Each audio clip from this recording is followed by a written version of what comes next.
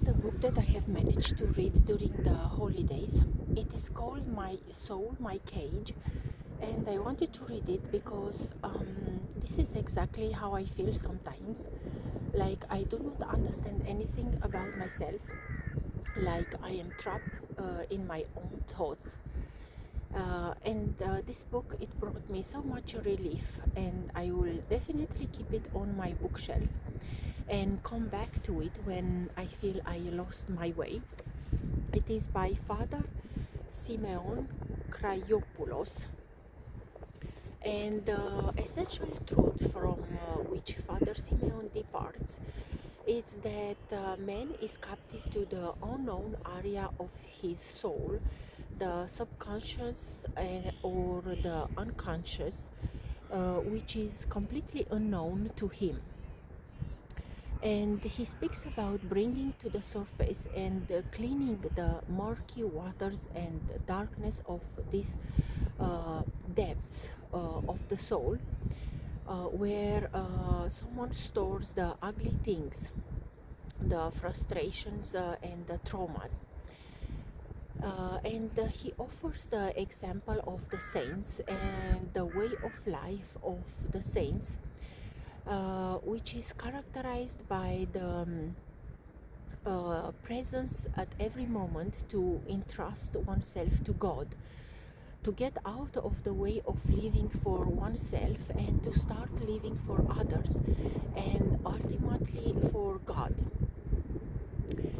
He says, trust God as much as you know yourself and as much as you feel about yourself, and parts of the unknown and the dark depths of the soul will continue to surface. But what does it mean to trust God? It means to believe that without God, it does not work. And he gives the example of Eva, who not only took the apple and ate it, but she stopped facing God. She stopped having respect for God, and she stopped loving God. He also says that the natural state of man is to go towards God, not to think about himself. Only like this he feels happy and feels like he is with God. Because many of the thoughts that we pay so much attention to are nothing. We give them importance and torment us, and this is why we are trapped in our own self. And he gives a funny example of a man who had 10 horses. When he was not riding, he counted them and they were 10. When he was not riding them, he counted them and they came out 9. And he wondered why, because he had counted them before and they were 10, and now they are only 9. He did not count the horse he was riding either.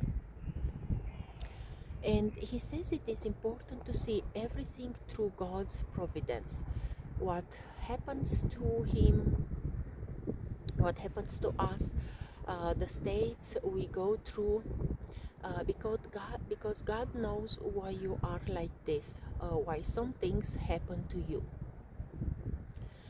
These are just some ideas that the book contains. For me, it's important to keep my relation with God active, and books like this help me do that.